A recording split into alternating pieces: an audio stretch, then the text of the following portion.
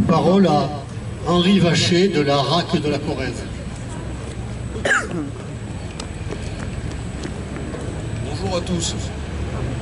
L'Association républicaine des anciens combattants est née du premier conflit mondial.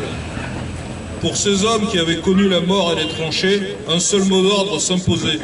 Plus jamais ça. 10 millions de morts, 8 millions d'invalides. L'orphelin de Jansiou est là pour nous le rappeler, dressant son poing vers le monument aux morts, criant à travers le temps « Maudite soit la guerre ». Comme l'écrivait l'un de nos fondateurs, Paul Vaillant-Couturier, la guerre de 14-18, un meurtre collectif intelligemment organisé. On se rappelle aussi de tous les fusillés pour l'exemple qui ont été condamnés pour masquer l'incurie dégradée et nous continuons notre combat pour leur réhabilitation. Plus d'un siècle après l'armistice du 11 novembre 1918, devons-nous oublier le message « Maudite soit la guerre » ? Non, car jamais les guerres n'ont été aussi nombreuses à travers le monde. Les dépenses militaires atteignent des sommets vertigineux, détournant les ressources qui devraient être consacrées au progrès social. Autant d'argent en moins pour la santé, les retraites, l'éducation et les services publics.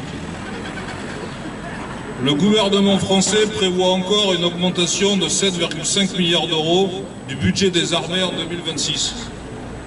Parallèlement, la militarisation de la jeunesse se poursuit. Le service national universel cède la place au service militaire volontaire, dont l'objectif avoué, selon le projet de loi de finances, est d'attirer les jeunes et moins diplômés. C'est une instrumentalisation sociale inacceptable. En même temps, nos droits et libertés sont menacés. On l'a vu par rapport à la liberté de manifester, au droit à l'information. On est face, dans nos sociétés, à une fascisation rampante. La préparation à la guerre s'inscrit désormais dans une vaste propagande orchestrée par le complexe militaro-médiatico-industriel. Des soldats français participent déjà à des opérations militaires sous l'égide de l'OTAN à l'est de l'Europe, rendant peu à peu crédible pour l'opinion publique l'idée d'un nouveau conflit de haute intensité. Or, l'OTAN reste une organisation illégale, contraire au droit international et à la Charte des Nations Unies. Il est temps d'en sortir, de demander sa dissolution et de mettre fin aux opérations militaires extérieures, avatars successifs de l'impérialisme français.